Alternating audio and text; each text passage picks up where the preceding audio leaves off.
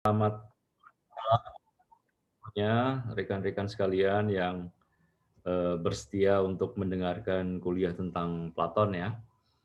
Pada malam hari ini kita akan melanjutkan sesi kedua tentang Charmides ya. Dialog Platon tentang keugaharian. Saya akan mulai share screen.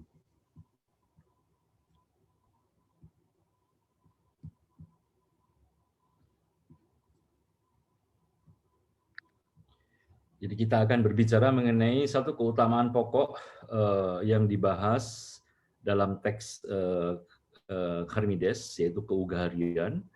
Bahasa Inggrisnya tentu moderation, modesty, dalam bahasa Latin modestia, moderatio, ya, jadi moderator ya, orang yang menengahi, self control ya. Lalu saya menemukan ya ketika memikir-mikir soal ini menemukan kata kuno ya yang jarang dipakai saat ini ya, tetapi bagi saya masih akrab yaitu ugahari ya, keugaharian, self control, bisa mengendalikan diri. Kita sekali lagi berbicara mengenai Platon ya, pemikir dari Athena 428-347 sebelum Masehi, abad 5, abad 4 sebelum Masehi. Nah, dalam dialog Charmides ini dua tokoh pokoknya yang banyak berbicara adalah Critias dan Charmides. Biasanya dialog-dialog Platon memang diberi judul sesuai dengan orang yang menjadi tokoh utama dari dialog tersebut. Nah, satu konteks yang mesti kita pahami saat kita membaca buku Platon ini ya, Charmides ini ya, adalah konteks perang saudara antara polis-polis Athena dan polis-polis Sparta ya. Platon itu memiliki hubungan darah dengan Critias. Karena dari latar keturunannya, Platon maupun Critias berasal dari kakek buyut yang sama. Nah, dalam sejarah Athena, ketika ada perang saudara antara Athena dan Sparta yang nanti berakhir dengan kekalahan Athena, sekitar tahun 411 sebelum Masehi, Critias itu sebetulnya berkhianat terhadap Athena. Dia terlibat dalam rejim 400 oligark yang menjungkalkan demokrasi di Athena. Ketika rejim singkat itu akhirnya diruntuhkan ya, jadi pemberontakan hanya sebentar, lalu oligark diturunkan lagi, kaum demokrat berkuasa lagi. Nah, Critias, saya nggak tahu mungkin karena situasi perang ya, Critias tidak dihukum pembuangan. Padahal biasanya pengkhianat-pengkhianat itu dibuang dari Athena ya. Nah, baru beberapa tahun kemudian dia lalu lari dari Athena, lalu dia masuk lagi ke Athena pada saat prajurit-prajurit koalisi Sparta berhasil mengalahkan Athena, tepatnya pada tahun 404. Jadi perang saudara antara koalisi Sparta, ratusan polis di bawah Sparta dan ratusan polis di bawah Athena ini berlangsung cukup lama ya, 430 dan sampai 404, sekitar 26 tahun, dan berakhir dengan kekalahan Athena. Dan pada saat Athena kalah, kita bayangkan ya, Critias itu lalu menjadi bagian dari rejim boneka ciptaan Sparta yang disebut dengan 30 tiran, oligark boneka pro Sparta yang memerintah hanya setahun ya. Lalu tahun 403, rejim kejam 30 tiran ini digulingkan oleh kaum demokrat dan Critias tewas ya, dalam pertempurannya. Charmides adalah paman Platon dari pihak ibunya. Meskipun dia tidak terlibat langsung dalam rejim 30 tiran, tampaknya Charmides bekerja sama dengan rejim bengis berlumuran darah ini. Dia juga tewas tahun 403 dalam pertempuran melawan kaum demokrat Athena. Ini konteks yang penting ya, karena nama-nama ini oleh orang Athena itu dianggap nama-nama pengkhianat ya. Critias dan Charmides yang masih ada hubungan darah dengan Platon itu adalah pengkhianat-pengkhianat Athena. Dan lebih penting lagi, mereka adalah Critias dan Charmides dikenal sebagai murid-murid Sokrates. Konteks ini penting ya, karena sekali lagi menjelaskan mengapa Platon berbicara mengenai keugaharian. Dan mengapa dia memakai tokoh-tokoh yang kontroversial ini.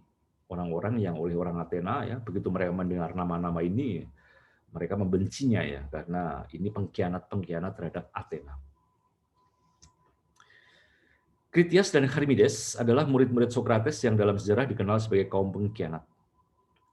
Sebagai warga Athena, Kritias dan Charmides malah membela Sparta dan terlibat dalam rejim-rejim yang anti-demokrasi, yang saya katakan tadi rejim 30 tiran. Ya. Maka kira-kira apa maksud Platon menulis buku Charmides ini yang temanya adalah tentang keugarian, tentang self-control? Tentu langsung yang bisa kita tangkap adalah di sini sebetulnya Platon hendak membela, ya membuat apologia untuk Sokrates gurunya, membuat apologi dengan cara sangat subtil, ya, dengan cara sangat halus. Ya. Platon mengetengahkan, karena Platon biar bagaimanapun dia tidak bisa mengingkari ya di depan orang-orang Athena bahwa Kritias dan Charmides ini biar bagaimanapun murid Sokrates, tidak bisa dikatakan begitu saja seolah-olah mereka bukan ya, mereka adalah murid Sokrates. Maka Platon mencari cara bagaimana bisa membersihkan Sokrates ya dengan membuat dialog ini.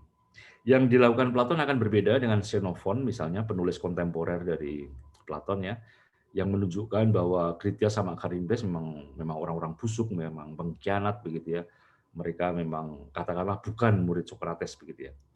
Tapi pembelaan seperti itu tentu terlalu sangat brutal ya dan sulit diterima ya. Nah, Platon akan membuat dialog ini untuk menunjukkan bahwa memang sebetulnya betul bahwa di satu sisi yang namanya Kritias dan Charmides itu murid-muridnya Sokrates, betul ya. Mereka dekat betul. Tapi di sisi lain, lalu Platon akan mengatakan bahwa lihat ya, lewat diskusi yang terjadi dalam dialog Charmides ini sudah ketahuan bahwa Charmides sama Kritias memang tidak paham apa itu yang disebut keugarian. Keugarian yang merupakan keutamaan paling penting untuk seorang calon pemimpin. Jadi kalau kita melihat kemarin ya uraian minggu lalu tentang membentuk filsuf raja ya dengan 4 keutamaan ya, ada keugarian, keberanian, kebijaksanaan dan keadilan. Maka yang paling pokok, yang pertama itu paling bawah adalah keugarian, self control ya. Jadi kalau orang itu self control saja nggak bisa, ya bagaimana mungkin dia punya keberanian, bagaimana mungkin dia punya kebijaksanaannya, dan bagaimana mungkin dia menjadi orang adil. Jadi teks ini saya kira kalau saya berkaca dari Louis André Dorion ya, yang saya ikuti dalam tafsirnya untuk Charmides, memang teks ini adalah sebuah apologia untuk Sokrates, sebuah apologia yang halus. Dan tentu teks ini mendiskusikan ya, apa sih yang namanya keugarian ya, keutamaan yang sangat penting ini, yang dalam kasus Kritias dan Charmides ternyata tidak mereka pahami. Nah, sebelum kita masuk ke dialog Charmides, sedikit mengingat ya, jadi kalau kita bicara mengenai keutamaan, itu bahasa Yunani arete ya, dan arete itu istilah yang sangat netral, merujuk kepada optimalnya fungsi dari sesuatu. Jadi pisau itu punya arete kalau memang fungsi pisau untuk mengiris ternyata bisa mengiris. Nah, bagaimana dalam kasus manusia? Bagaimana dia bisa arete, bisa mencapai excellence? Bagaimana bisa menjadi manusia yang utama, manusia yang punya arete? Jawaban Platon sederhana, sejauh inti dari manusia adalah jiwanya, dan inti dari jiwa adalah rasionya, maka manusia memiliki arete, dia menjadi makhluk yang optimal kalau rasionya optimal. Nah, lalu kemarin sudah saya terangkan ya tentang 3 bagian jiwa dalam filsafat Platon, ada epitumia, ada tumos, dan ada logistikonnya. Jadi jiwa adalah gerak konfliktual antara 3 daya jiwa yang saling berusaha mendominasi. Ada epitumia, nafsu makan, minum, seks, atau uang. Ada tumos, hasrat bangga diri dan harga diri, dan ada rasio.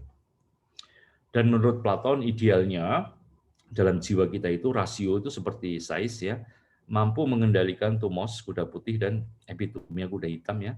Supaya kalau 2 kuda ini bisa dikendalikan dengan baik, lalu jiwa manusia bisa mengikuti jiwa para dewa menuju kontemplasi keindahan. Dan kemarin sudah saya bicarakan secara cepat juga ya. Epitumia itu manifestasinya dalam kelas produktor ya. Keutamaan pokoknya adalah keugarian ya. Jadi yang diminta paling dasar ya ketika kita mendidik seseorang, terutama anak-anak ya, Yang paling pokok pertama-tama itu adalah keugaharian. Nah, kemudian pada level lanjutnya untuk kelas tentara, keugaharian dan keberanian. Jadi dalam keberanian pun sudah ada faktor self control ya. Jadi ketika Anda tidak nekat ya, tapi Anda juga tidak pengecut ya, di situ kan ada semacam self control. Dan lalu rasio pada kelas punggawa itu dia memiliki keugaharian, keberanian dan kebijaksanaan. Artinya ketika pikiran ya, kecerdasan itu juga tentu di dalamnya ada self control ya. Jadi orang yang bijaksana itu adalah orang yang tidak kok apa aja yang dipikirkan langsung diomongkan, enggak ya, tapi dia tahu ya mana yang harus diomongkan dan mana yang sebaiknya diam gitu. Ini buku Charmides yang sudah saya terjemahkan dan saya akan membahas teks ini tentang keugaharian ya, tentang sophrosune dalam bahasa Yunani, moderatio modestia dalam bahasa Latin ya, moderation ya, modesty dalam bahasa Inggris ya. Bahasa Indonesianya ya bisa pengendalian diri, bisa kesopanan ya, bisa pengendalian diri, bisa keugaharian. Dialog Charmides itu diawali dengan cerita sederhana, yaitu mencari obat sakit kepala. Ya. Jadi Critias, Charmides ya berdiskusi dengan Socrates ya. Di nomor 155B mulai begini, Critias menyuruh salah satu pembantu yang menemaninya, "Nak, panggilkan Charmides dan katakan kepadanya bahwa aku ingin mengenalkannya dengan seorang tabib untuk urusan sakit yang mengganggunya, sebagaimana dia ungkapkan kemarin padaku." Jadi Critias ketemu dengan Socrates di sebuah palaistra gimnasium, lalu Critias teringat keponakannya Charmides sakit kepala ya, dan dia ingin konsultasi kepada Socrates. Lalu Socrates menjawab begini, sama seperti tidak boleh berupaya menyembuhkan mata secara terpisah dari kepala atau kepala secara terpisah dari tubuh, demikian juga kita tidak boleh berupaya menyembuhkan tubuh secara terpisah dari jiwa. Jadi ini kesadaran saya kira sudah kuno ya dari Yunani ya, bahwa kalau kita itu sakit ya, ya harus ditangani semua ya, jangan parsial ya. Kalau badan Anda sakit, jangan hanya ditangani badannya ya, pasti ada juga berkaitan dengan jiwanya ya. Jadi ada sesuatu ya. Jadi tentu Anda perlu diberi obat ya, tapi juga jangan lupa menterapi jiwa Anda. Jadi sebuah metode pengobatan holistik begitu ya. Jadi kalau ada sebuah problem, yaitu pasti berkaitan dengan hal-hal lainnya dan itu harus diterapi secara bersama. Nah, setelah pendahuluan singkat itu, kemudian Critias jadi Charmides dipanggil masuk ke ruang gimnasium, lalu Critias akan memperkenalkan ya, ini ponakan saya si Charmides ya, yang mengeluh sakit ya. Nanti ada diskusi sedikit mengenai obat-obatan begitu ya. Nah, baru kemudian Critias akan mengenalkan begini, ini loh keponakan saya Charmides, dia adalah anak muda yang paling ugahari, Sophronestatos. Jauh di atas semua anak-anak muda yang ada saat ini. Sementara dalam soal-soal lainnya, pada usianya demikian muda, dia tidak pernah menjadi nomor 2 di bawah siapapun.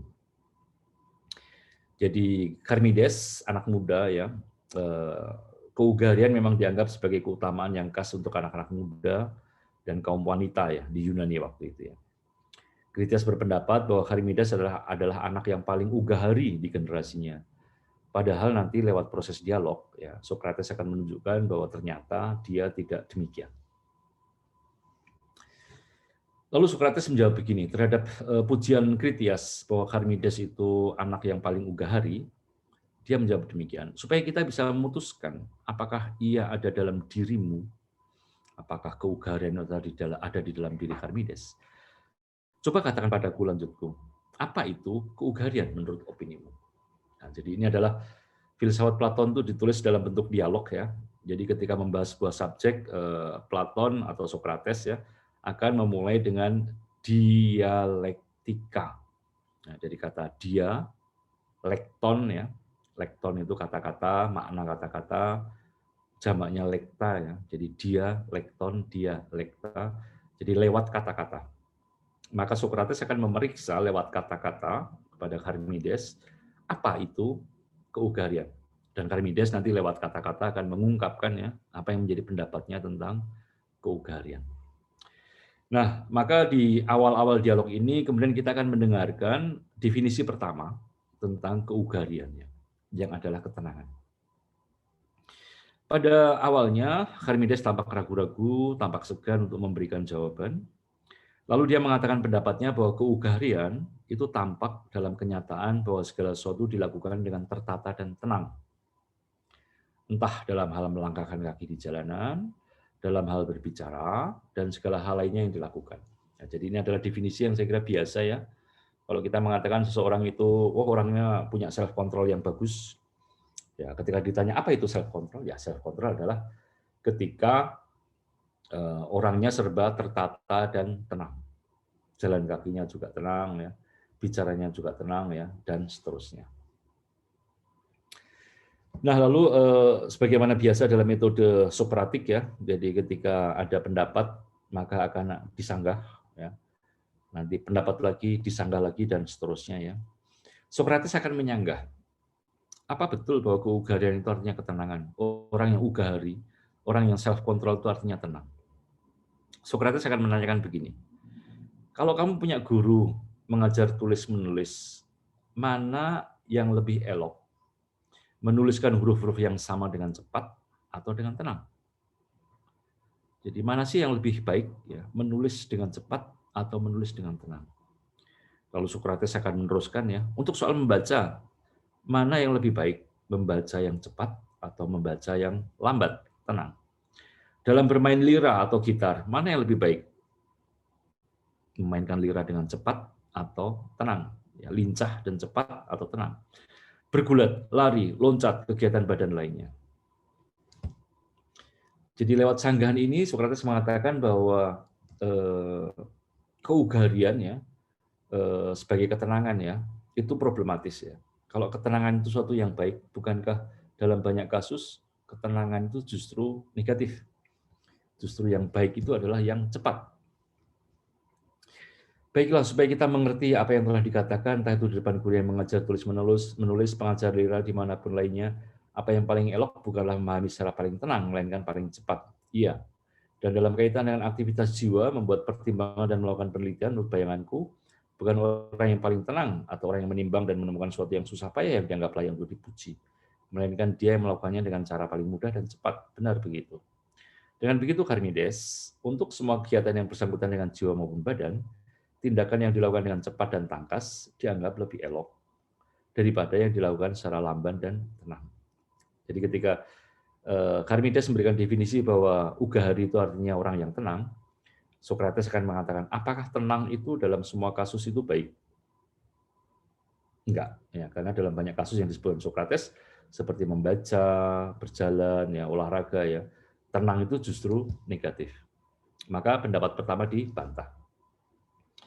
Karena pendapatnya dibantah, lalu Charmides akan berikan definisi kedua. Apa itu ugahari? Sophrosune, yaitu rasa tahu malu. Setelah diam untuk beberapa waktu dan memeriksa dirinya sendiri secara mendalam layaknya seorang lelaki dewasa, Charmides mengatakan, tampaknya hadirnya keugaharian itu membuat orang memiliki rasa malu. Ugahari membuat orang tahu malu. Jadi orang yang ugahari, orang yang punya self control adalah orang yang tahu malu. Kalau dalam bahasa Jawa ya, anak-anak itu sejak kecil dididik untuk ngerti isin ya, jadi tahu malu. Maka misalnya makan begitu ya, ya harus tahu malu ya, jangan mengambil yang berlebihan begitu ya. Kalau disuguhi ya, ya jangan langsung makan begitu ya, harus menunggu dipersilahkan begitu ya. Karena kalau Anda langsung makan, ya Anda orang yang memalukan begitu ya. Nah, lalu Sokrates akan menyanggah. Baguslah kalau begitu, lanjutku. Tapi pernahkah kamu mendengar ya Homeros yang mengatakan bahwa rasa malu bukan teman yang baik bagi orang yang berkekurangan. Jadi kalau Anda itu sedang dalam kebutuhan, Anda sedang kelaparan, Anda sedang kehausan begitu ya. Ya rasa malu bukan teman yang baik ya. Karena kalau Anda memang betul-betul butuh sesuatu ya, Anda harus berani ngomong begitu ya. Jadi Sokrates mengatakan ya rasa malu dalam kasus tertentu juga nggak baik begitu. Tentu saja aku sepakat dengan Homeros, jawab Charmides. Bila demikian tampaknya rasa malu itu baik, sekaligus tidak baik. Tampaknya begitu. Keugaharian, karena dia selalu baik menurut Sokrates ya, dengan demikian bukanlah rasa malu. Karena Sophrosune itu baik, sementara yang disebut rasa malu bisa sekaligus baik dan buruk. Nah, jadi ini metode Sokratik sekali lagi ya, ketika lawan bicara memberikan definisi bahwa ugahari itu artinya ini akan dibantah, lalu nanti diganti ugahari artinya begitu, dibantah lagi ya, dan akan berproses terus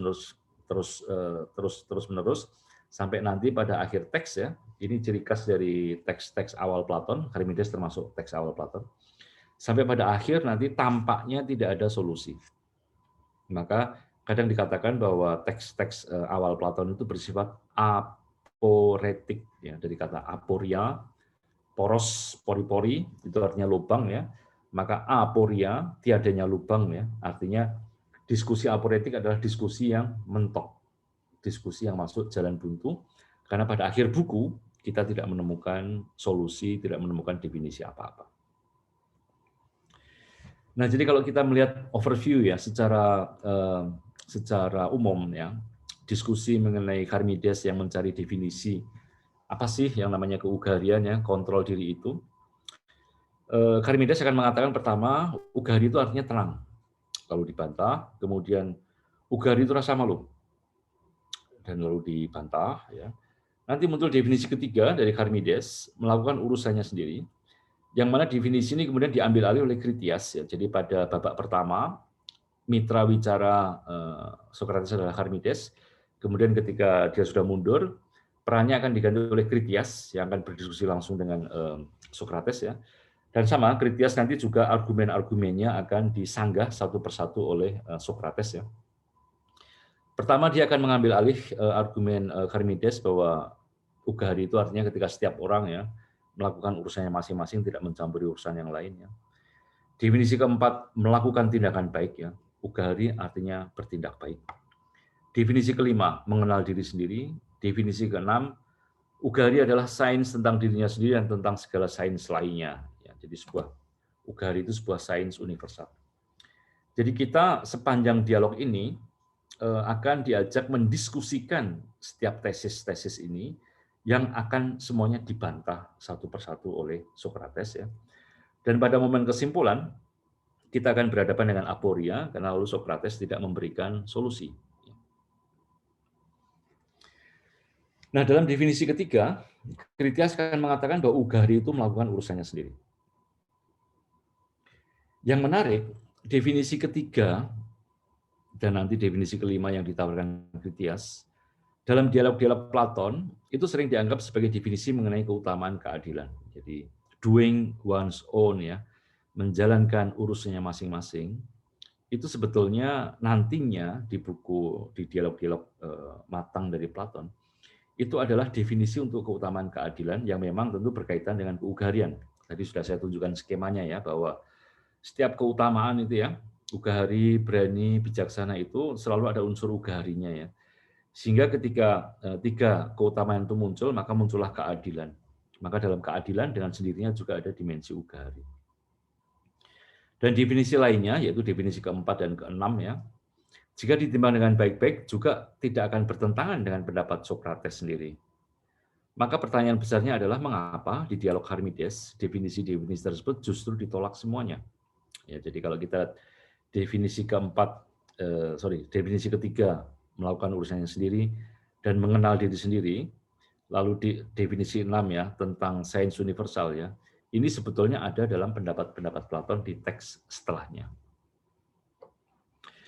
Nah, mengapa definisi-definisi yang pada dirinya sendiri itu baik itu di dialog Charmides ditolak? Sebuah tawaran definisi dari mitra bicara kadang akan disanggah Sokrates bukan karena definisi itu dianggap salah, melainkan lebih karena mitra bicara yang mengutarakannya tidak memahami dengan baik usulannya sendiri. Sokrates tidak pernah begitu saja merasa puas dan yakin bahwa definisi yang diajukan sudah tepat. Dia akan menyelidiki ya, apakah alasan-alasan di balik definisi tersebut juga dikuasai secara tepat oleh mitra bicaranya.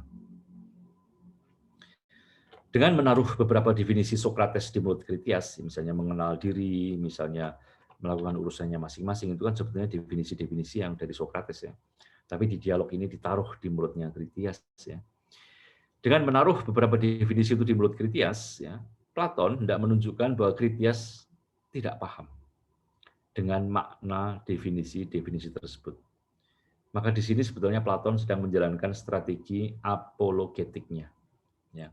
Jadi kalau Kritias itu nantinya menjadi tiran, ya, menjadi orang jahat, ya memang kayak gini, dari mudanya dia tidak paham sebetulnya dengan yang namanya definisi-definisi mengenai mengenal diri sendiri, mengenai melakukan urusannya masing-masing, ya, mengenai sains, ya.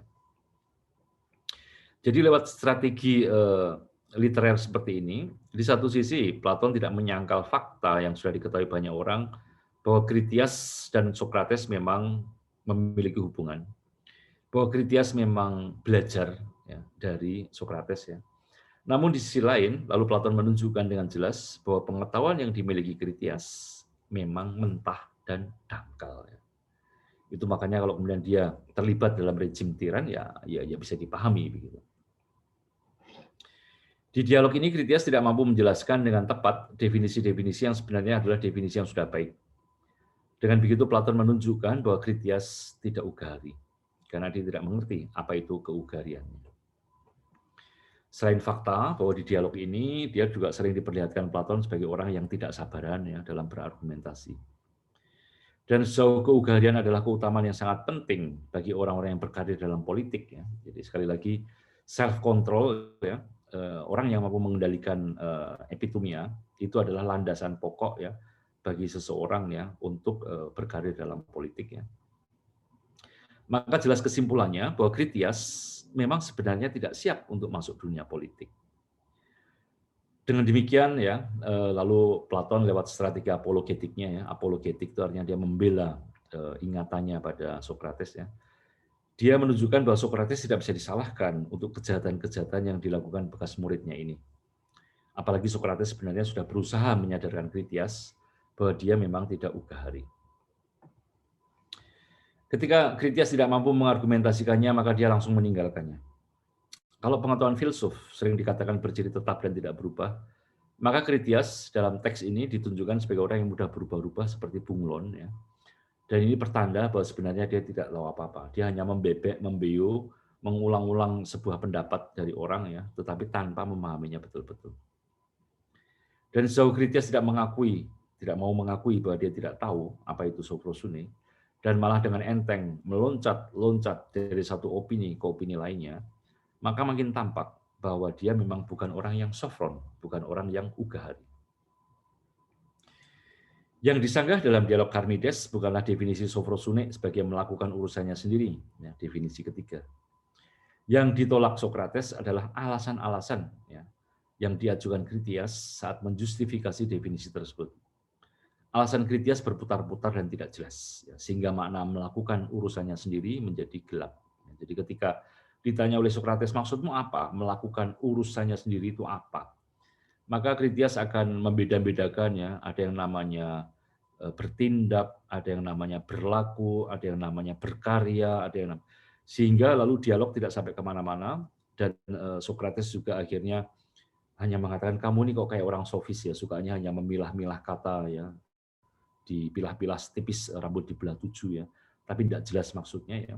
Maka lalu kemudian Kritias akan loncat meninggalkan argumen yang sebetulnya bagus ini, ya, demi ya sudah pokoknya berpindah saja, lalu memberikan definisi keempat.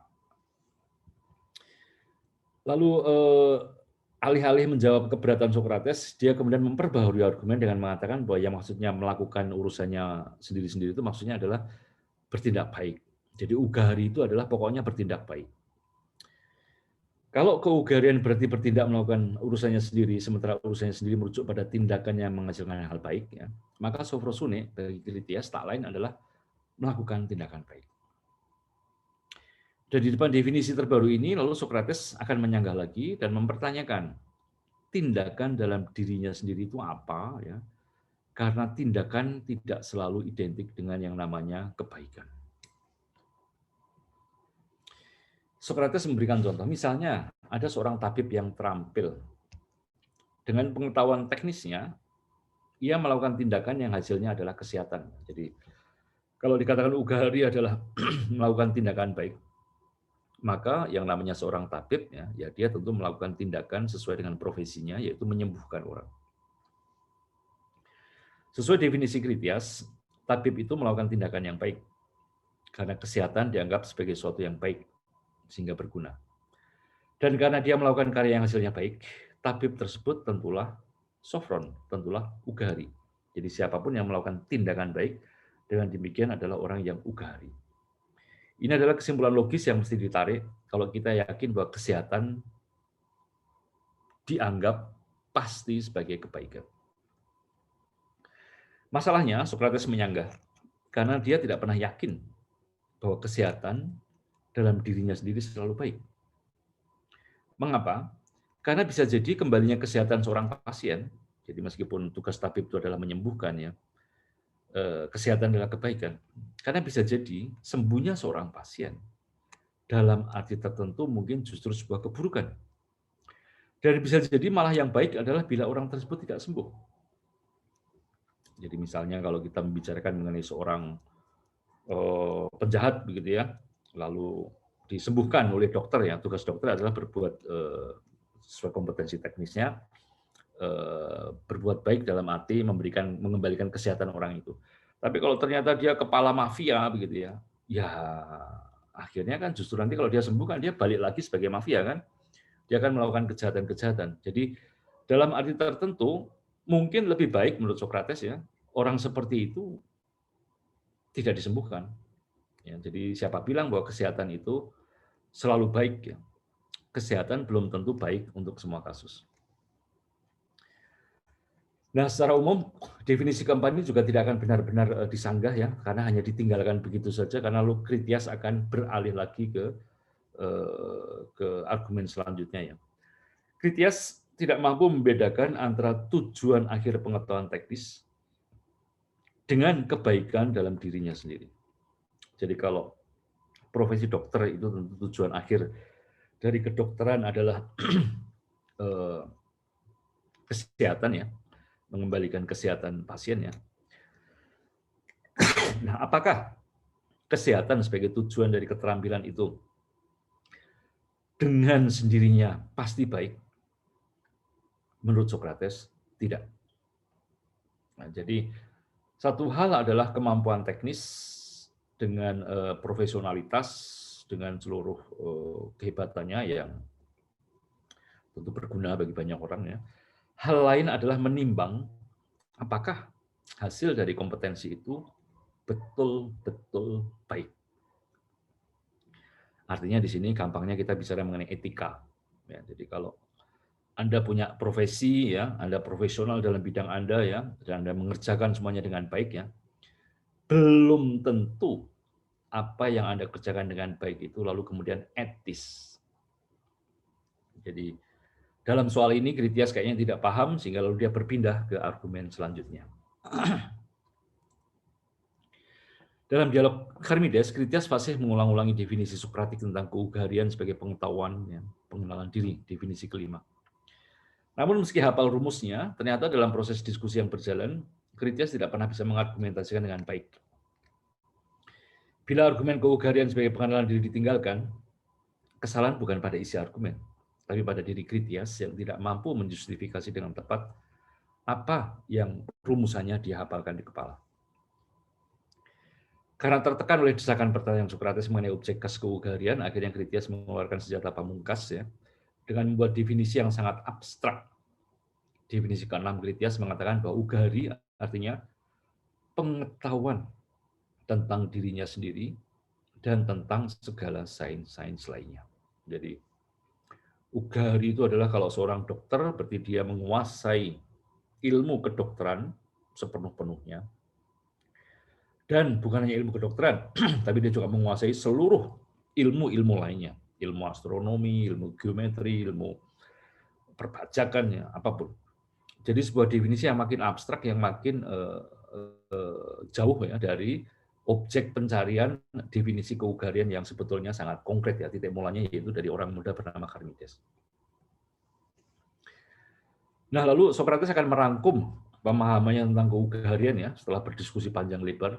Dia mengatakan begini, orang yang ugahari adalah satu-satunya orang yang akan mengetahui dirinya sendiri, mampu memeriksa apa yang dia ketahui, dan apa yang tidak dia ketahui. Dia juga memiliki kemampuan untuk menilai orang lain dalam hal yang sama, yaitu tentang apa yang mereka ketahui dan apa yang mereka kira ketahui. Dalam hal-hal di mana mereka tahu sesuatu dan sebaliknya tentang apa yang mereka kira ketahui saat sebetulnya mereka tidak tahu. Dan tidak ada orang lain yang memiliki kemampuan seperti itu. Jadi seperti itulah artinya menjadi ugari. Keugarian dan mengenal diri sendiri. Orang mesti tahu tentang yang ia ketahui dan yang tidak ia ketahui.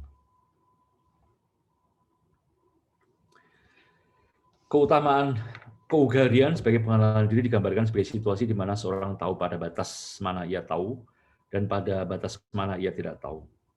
Dalam arti itu, keugarian adalah keutamaan yang secara imediat ya dihasilkan dari prosedur elenkos ya. Jadi elenkos adalah perbantahan ya, sanggahan-sanggahan ya.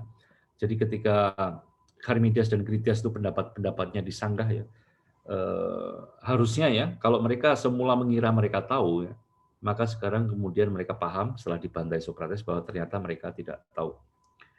Jadi keugarian adalah ketika orang tahu batas ya dalam apa yang semula ia yakini ketahui, tapi kemudian ternyata oh gitu ya, ternyata saya nggak tahu begitu ya. Jadi ketika dia tahu batas-batas itulah keutamaan ugarian harusnya muncul.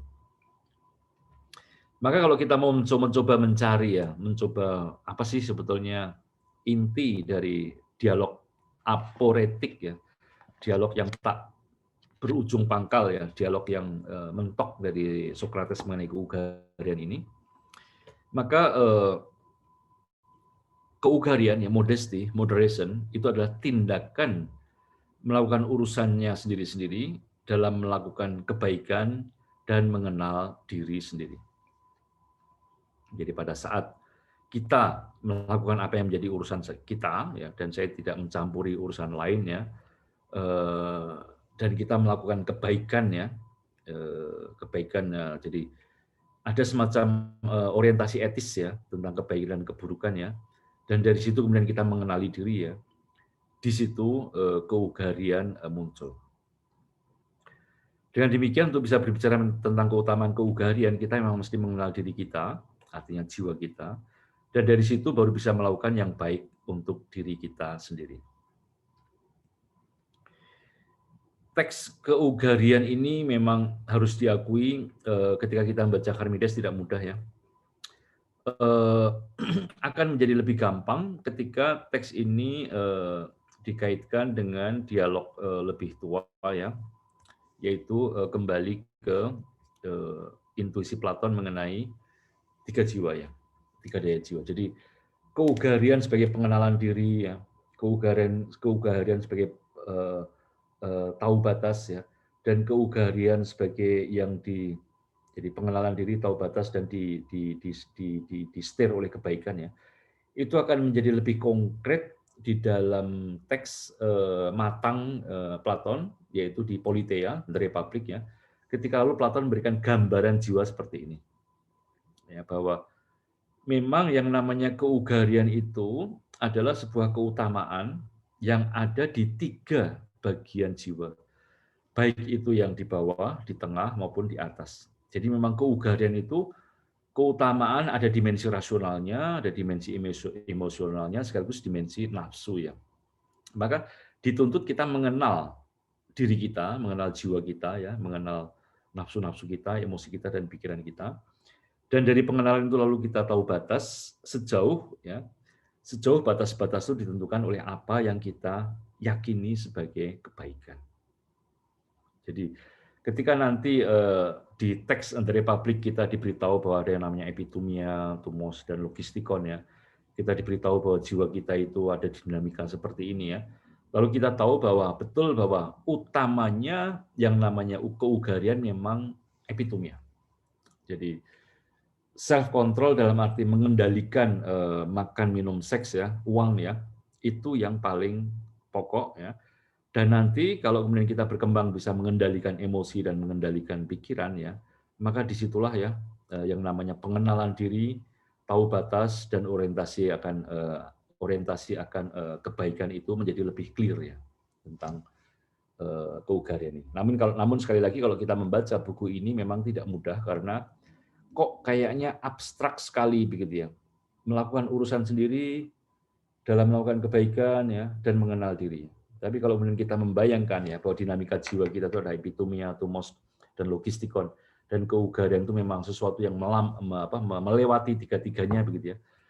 Lalu kita menjadi paham ya, oke, jadi memang self control, melakukan urusanku sendiri-sendiri dalam kerangka kebaikan ya, dan self control itu artinya ya baik epitomia, tumos maupun rasio kita. Itu makanya nanti dalam teks The Republic ya, di teks yang lebih matang ya, yang memberikan definisi lebih clear mengenai keugarian ya, di 430E ya, The Republic ya, Platon mendefinisikan keugarian sebagai it bears more likeness to a kind of concord and harmony than the other virtues did. Soberness, ya, soprosune, is a kind of beautiful order and a continence of certain pleasure and appetites, as they say, using the phrase master of himself.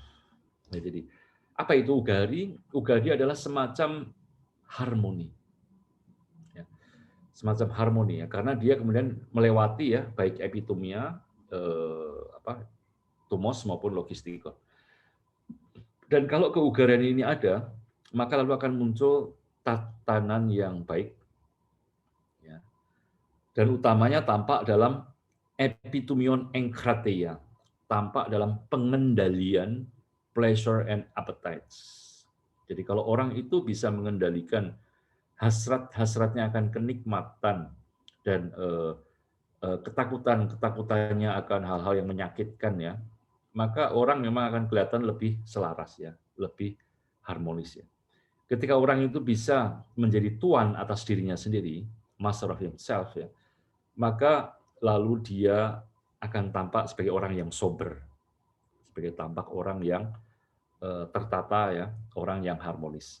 Jadi itulah keugarian ya, karena sekali lagi dasarnya dia mengendalikan makan, minum, seks, ya uang, lalu setelah itu dia akan mengendalikan juga tumos dan mengendalikan logistikon.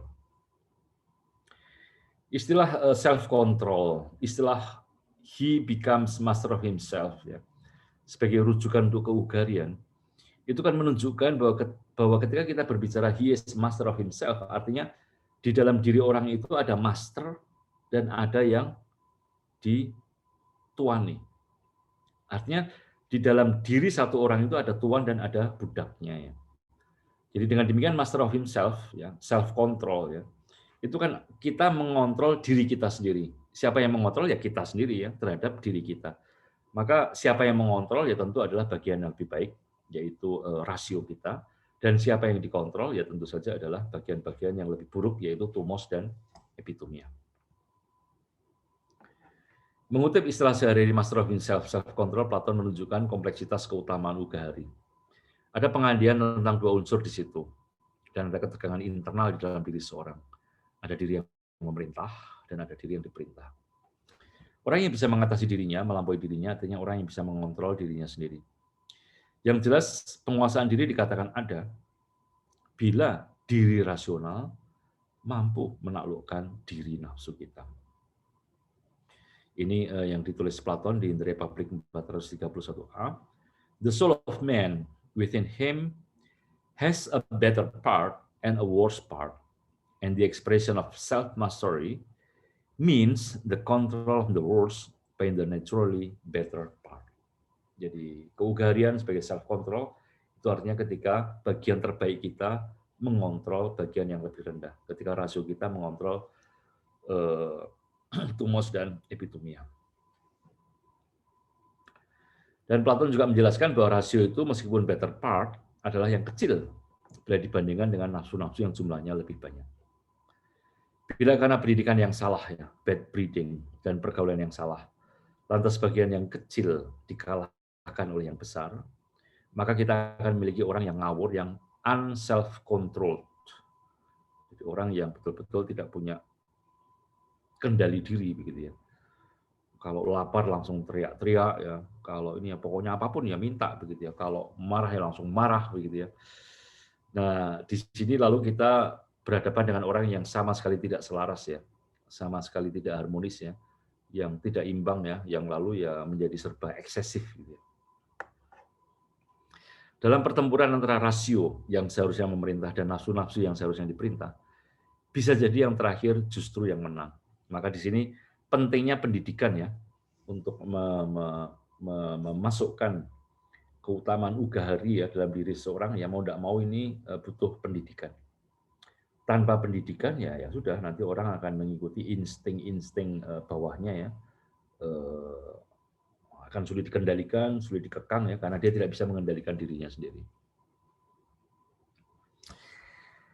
Nah, di teks Platon yang menarik ya, bagaimana kita bisa mendidikkan moderasi ya, sebetulnya sudah saya singgung minggu lalu juga ya, mendidikan keutamaan kepada anak-anak ya. Maka menarik di buku The Republic itu, Platon akan berbicara mengenai pentingnya mengoreksi dongeng-dongeng ya. Karena dongeng-dongeng yang tidak baik itu akan membuat anak-anak dari kecil menjadi tidak imbang ya, tidak punya moderasi. Nah, dalam pendidikan moderasi ini Platon akan mengkritik mitos Homerik ya. Jadi Platon mengkritik bagaimana ya orang-orang Yunani mendidik anak-anak menggunakan mitos-mitos Homerik ya. Dan mitos-mitos dari Homeros di buku Ilias dan Odysseus ini menurut Platon tidak akan membuat anak-anak menjadi ugahari.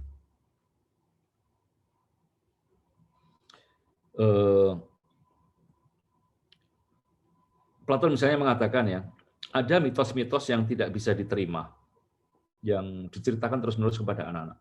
Dan itu akan membuat anak-anak jauh dari keselarasannya. Misalnya tentang asal-usul Chronides. Ya. There is first of all, I said, the greatest lie about the things of greatest concernment, which was no pretty invention of him who told how Uranus did what Hesiod says he did to Kronos, and how Kronos in turn took his revenge. And then there are the doings and sufferings of Kronos at the hands of his son. Ya.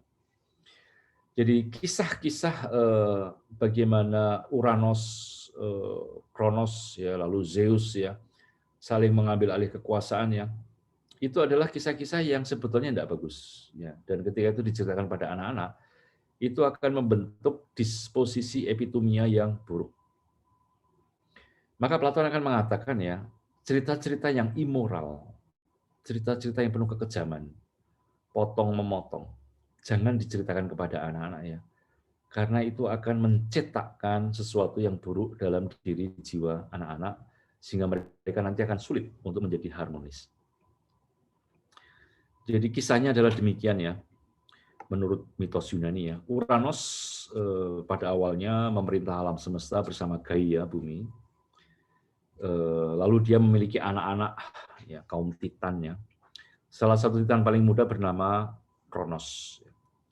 Namun si Uranos ini tidak suka dengan anak-anaknya, sehingga dia lalu memenjarakan semua anak-anaknya itu di penjara ibunya, di penjara di perut ibunya, di bumi ya, Gaia. Nah, tentu saja Gaia marah ya, anak sudah lahir tapi kok masih di penjara di dalam perutnya ya. Sehingga lalu dia membuat sabit dari besi dan meminta anak-anaknya, kaum Titan, untuk membalas kemarahan itu pada ayahnya. Dan hanya Kronos yang bersedia memenuhi permintaan ibunya. Maka suatu hari, setelah Uranos tidur dengan Gaia, Kronos muncul dari persembunyian dan memotong buah zakar Uranos dan membuangnya ke laut. Jadi ini ceritanya ya, Kronos memotong buah zakar dari bapaknya sendiri. Nah, setelah bebas dari penjara, lalu kaum Titan memberikan tahta kekuasaan pada Kronos. Ya. Namun sebelum turun tahta, Uranus memberikan peringatan bahwa oke, kamu menurunkan saya seperti ini, kamu pun nanti akan mengalami nasib yang sama.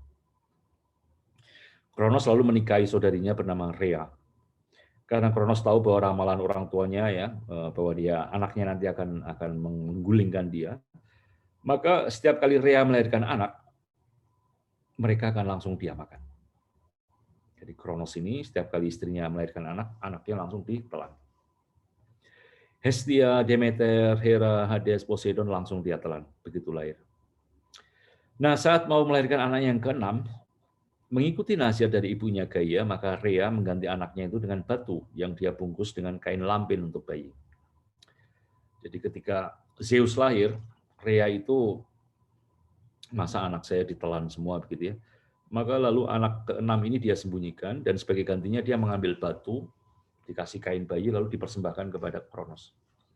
Maka Kronos lalu menelan batu itu, dia pikir itu anaknya.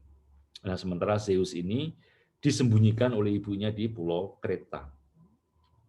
Ini Kronos yang memakan anak-anaknya sendiri. Ini cerita mengenai Zeus ya. Jadi ketika Rhea memberikan anak yang terakhir, sebetulnya bukan Zeus, tapi batu yang dibungkus kain bayi. Zeus selalu besar jauh dari orang tuanya. Setelah dewasa, dia ingin membebaskan saudara-saudarinya yang ada di dalam perut ayahnya. Bagaimana caranya? Ya ada macam-macam cerita begitu ya. Tapi akhirnya nanti Zeus akan mengalahkan ayahnya, dan lalu Zeus akan membebaskan saudara-saudarinya, dan nanti mereka bertahta di Gunung Olimpos. Nah, kisah-kisah mengenai dewa yang kehilangan kontrol diri, para hero yang mudah disuap, dewa-dewi yang melakukan kekejian-kekejian, Theseus yang mau memperkosa. Menurut Platon, ini adalah kisah-kisah yang buruk dan jahatnya. Karena bagi Platon, yang namanya keilahian Tuhan itu nggak mungkin berbuat hal-hal yang buruk. Kalau kisah seperti ini terus-menerus diberikan pada anak-anak muda, maka Platon yakin anak-anak muda itu akan menjadi kendor. Mereka akan tidak punya pedoman moral tentang yang baik dan buruk, dan dengan mudah mereka akan meniru-niru apa yang dilakukan oleh dewa-dewi. Ini kisah-kisah mengenai pahlawan-pahlawan yang saling membunuh ya, yang merebut, memperkosa ya, atau membunuh ya. Platon juga mengkritik segala macam kisah para dewa yang saling bertempur ya. Bagaimana kita akan mendidik warga negara untuk tidak saling bertempur dan saling mengkhianati kalau kisah-kisah mitos teologi seperti itu dibiarkan terus-menerus? Kisah seperti itu tidak akan diterima dalam polis ideal, karena the young are not able to distinguish what is and what is not allegory. But whatever opinions are taken into the mind at the age are one to prove indelible and unalterable. Anak-anak belum bisa membedakan alegori, kiasan ya, dengan kenyataan. Apapun yang mereka dengar itu akan mereka telan ya, dan akan tercetak dalam-dalam di jiwa mereka ya. Sehingga kalau pendidikannya salah seperti itu, maka Platon mengatakan moderasi akan hilang. Maka untuk membicarakan bagaimana mendidik anak-anak dari muda supaya mereka mempunyai moderasi, Platon akan mengatakan kita harus menciptakan mitos-mitos yang baik. Kita harus mengisahkan Tuhan-Tuhan yang baik. Hanya dengan memberikan gambaran mengenai keilahian yang baik seperti itu, maka anak-anak bisa menjadi pribadi-pribadi yang selaras, yang imbang, dan tidak eksesif. Demikian saya kira yang bisa saya berikan sebagai pengantar ya untuk diskusi mengenai apa itu keugarian ya. Jadi sudah saya sampaikan yang ditulis di buku Harmides, dan kemudian sedikit penjelasan ya, mengontekskannya dalam perkembangan selanjutnya di buku Politeia ya, untuk supaya kita memahami sedikit sebetulnya intinya pendapat Platon mengenai keugarian itu seperti apa. Terima kasih, waktu saya kembalikan kepada Mas Nuruddin.